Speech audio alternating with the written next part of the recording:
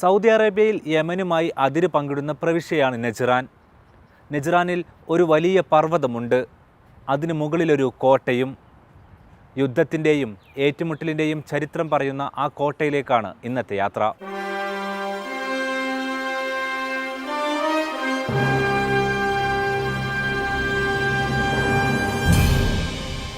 നെജ്റാനിലെ അൽഹദൻ ഗ്രാമത്തിലാണ് റൗം പർവ്വതം സ്ഥിതി ചെയ്യുന്നത്. ഇതിനു മുകളിലാണ് പതിറ്റാണ്ടുകൾ മുൻപ് വരെ പ്രസിദ്ധമായിരുന്ന കോട്ട. മലയുടെ പിൻവശത്താണ് ഞങ്ങൾ എത്തിയത്.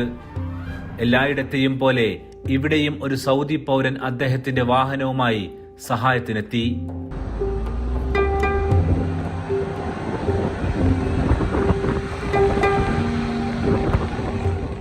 നെജ്റാൻ നഗരത്തിന്റെ മധ്യഭാഗത്താണ് റൗം പർവ്വതം.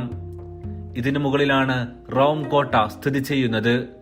1 കിലോമീറ്ററോളം ദൂരം ഉയരത്തിൽ കയറണം. താഴെ വാഹനം പാർക്ക് ചെയ്യാം. സമീപകാലം വരെ സുരക്ഷാ പ്രശ്നം ചൂണ്ടിക്കാട്ടി ഈ പർവ്വതത്തിന് മുകളിലേക്ക് സഞ്ചാരം അനുവദിച്ചിരുന്നില്ല. അതിന്റെ കഥകൾ കുന്നിന് മുകളിലേക്ക് കയറുമ്പോൾ തെളിയും. നെജ്റാൻ നഗരത്തിൽ നിന്നും ഏതാണ്ട് 10 മിനിറ്റ് മാത്രം സഞ്ചരിച്ചാൽ ഈ കുന്നിന് താഴെ എത്താനാണ്. അവിടുന്ന് പിന്നെ ഏതാണ്ട് 30 മിനിറ്റോളം നടന്നിട്ട് വേണം ഇതിന് ഏറ്റവും മുകളിലുള്ള കോട്ടയ്ക്ക് അരികിലേക്ക് എത്താൻ. 2 ലക്ഷം വർഷം മുന്നേ ജനവാസമുണ്ടായിരുന്ന മേഖലയാണ് നെജ്റാൻ. വിശുദ്ധ ഖുർആനിലും ബൈബിളിലുമെല്ലാം ഈ സ്ഥലം ഉഹ്ദൂദ് എന്ന പേരിൽ കാണാം. ഉഹ്ദൂദിന്റെ ചരിത്രം സൗദി സ്റ്റോറി മുൻപ് പറഞ്ഞിട്ടുണ്ട്. ഈ കുന്നുൾപ്പെടുന്ന നെജ്റാൻ ചരിത്രത്തിന് പക്ഷേ നൂറ്റാണ്ടുകളുടെ പഴക്കമേയുള്ളൂ. കുന്നിന് മുകളിലേക്ക് കയറാൻ ആരംഭിച്ചത് വൈകുന്നേരം 5 മണിയോടെയാണ്. കുത്തനെയുള്ള കയറ്റം. കുന്നിൻ്റെ പല ഭാഗങ്ങളിലായിട്ട് മുകളിലേക്ക് കയറി പോകാൻ സ്റ്റെപ്പുകൾ ഒരുക്കിയിട്ടുണ്ട്. ഇവിടുന്ന് കയറി മുകളിലേക്ക് ചെല്ലുന്തോറും ഈ ഭാഗത്തടങ്ങുന്ന നെജ്റാൻ്റെ അതിമനോഹരമായിട്ടുള്ള ദൃശ്യങ്ങൾ കാണാൻ കഴിയും. ഇടയ്ക്കിടെ വിശ്രമിക്കാനുള്ള സ്ഥലങ്ങളുണ്ട്. മുകളിലേക്ക് നടന്ന് കയറുമ്പോൾ കയ്യിൽ ആവശ്യത്തിന് വെള്ളമൊക്കെ കരുതണം. കാരണം തൊട്ടടുത്ത് കടകളൊന്നുമില്ല. ഇതിന് മുകളിലെത്തി താഴേക്ക് എത്താൻ ഏകദേശം 1 മണിക്കൂറിന് മുകളിലെടുക്കും.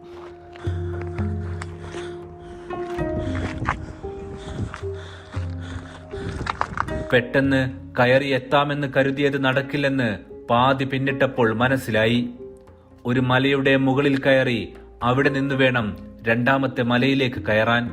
അതിനു മുകളിലാണ് കോട്ട.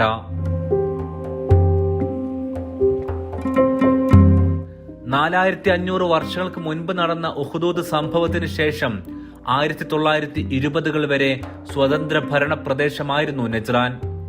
ബനു യാം എന്നും ബനു ഹംദാൻ എന്നും അറിയപ്പെട്ട ഗോത്രമായിരുന്നു ഇവിടുത്തെ ഭൂരിഭാഗം ജനങ്ങളും. 1929ൽ യമൻ നെജ്റാൻ ആക്രമിച്ചു. അന്ന് യമൻ സൈന്യം നിർമ്മിച്ചതാണ് ഇക്കാണുന്ന കോട്ട.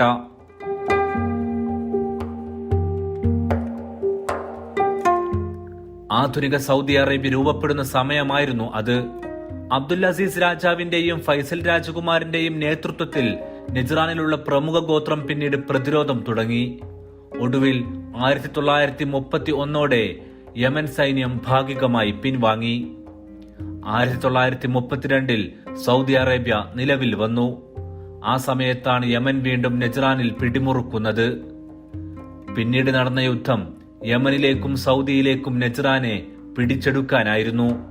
ഒടുവിൽ യമൻ സൈന്യത്തെ പരാജയപ്പെടുത്തി ഗോത്രങ്ങളുമായി കരാറുണ്ടാക്കി സൗദിയുടെ ഭാഗമായി തീർന്നു നെജ്റാൻ.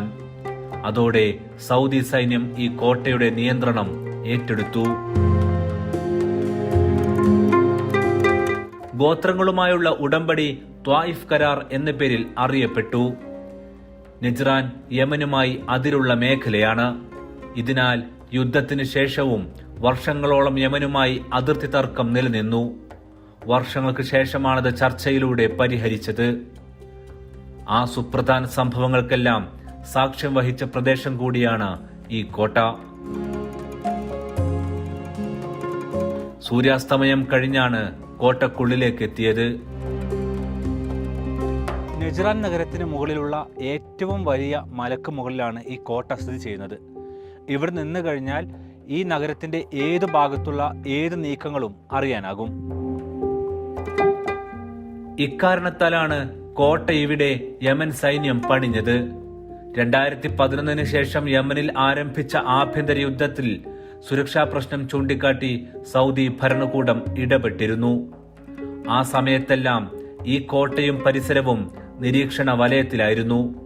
ഇന്ന് ടൂറിസത്തിന്റെ ഭാഗമായി സഞ്ചാരികൾക്ക് തുറന്നിട്ടിരിക്കുന്നു. ഈ കോട്ടയുടെ വിവിധ ഭാഗങ്ങളിലായി നിരവധി മുറികളുണ്ട്. അന്ന് ഇവിടെ തങ്ങിയിരുന്ന സൈനികർക്ക് പാർക്കാൻ വേണ്ടിയുള്ളതായിരുന്നു ഈ റൂമുകളെല്ലാം. ഈ കോട്ടയുടെ ഏറ്റവും മുകളിലുള്ള മുറിയാണിത്. ഇതിനകത്തുള്ള കാഴ്ചകൾ അത്ഭുതപ്പെടുത്തുന്നതാണ്. കാരണം ഇതിൻ്റെ വ്യത്യസ്ത ഭാഗങ്ങളിലായിട്ട് സ്റ്റോറേജിനുള്ള സ്പേസ് ഉണ്ട്. അതോടൊപ്പം തന്നെ ഈ നഗരത്തിൻ്റെ വിവിധ ഭാഗങ്ങളിലേക്ക് അവർക്ക് നോക്കി നിൽക്കാൻ കഴിയുന്ന രൂപത്തിലാണ് ഈ റൂം നിർമ്മിച്ചിട്ടുള്ളത്.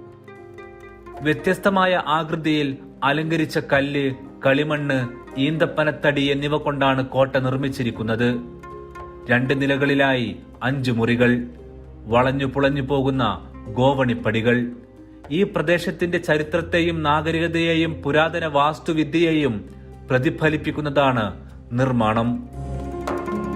കോട്ടയ്ക്ക് പുറത്ത് പാറയ്ക്ക് ചുറ്റും നിർമ്മിച്ച നിരവധി ജലസംഭരണികൾ പണ്ട് മഴവെള്ളം ശേഖരിക്കാൻ ഉപയോഗിച്ചതായിരുന്നു.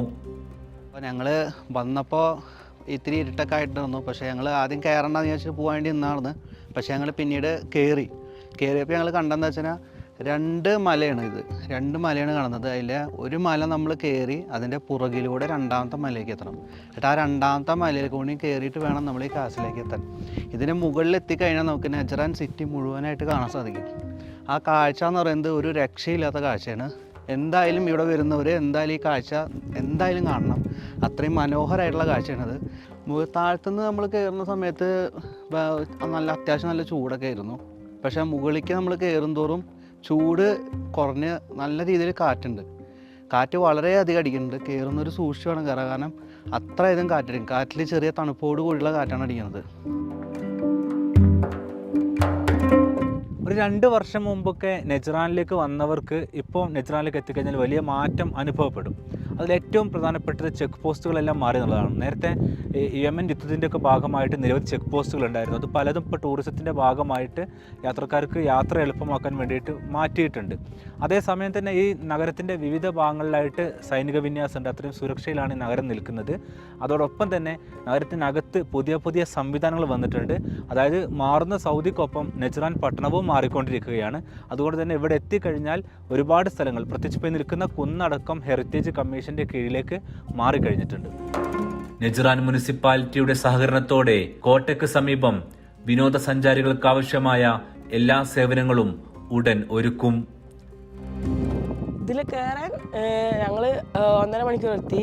പിന്നെ ഞങ്ങൾ പകുതി എത്തിയപ്പോൾ തിരിച്ചു പോകാൻ വിചാരിച്ചു. പിന്നെ ഞങ്ങൾ എന്തായാലും മുന്നോട്ട് നടന്നു.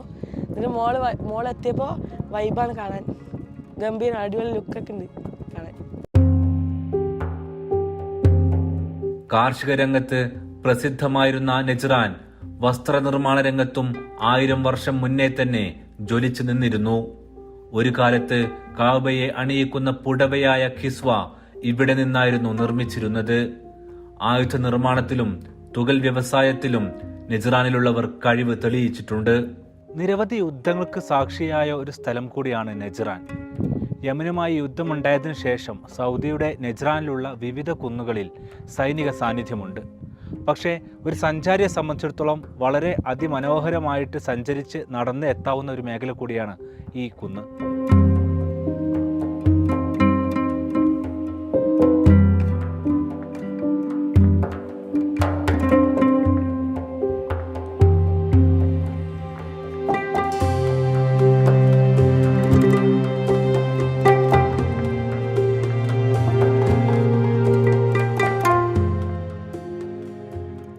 ഇടവേളയ്ക്ക് ശേഷം തുടരും.